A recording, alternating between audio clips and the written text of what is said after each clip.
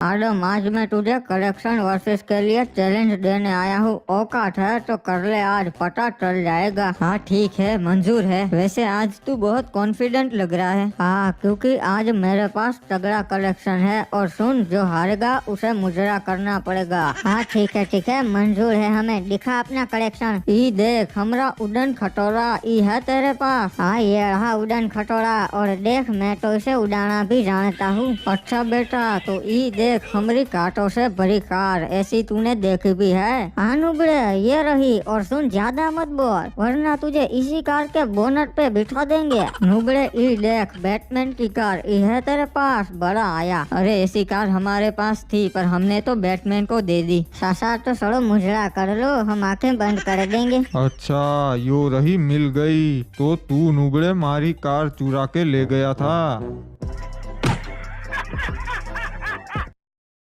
आडम, आज मैं तुझे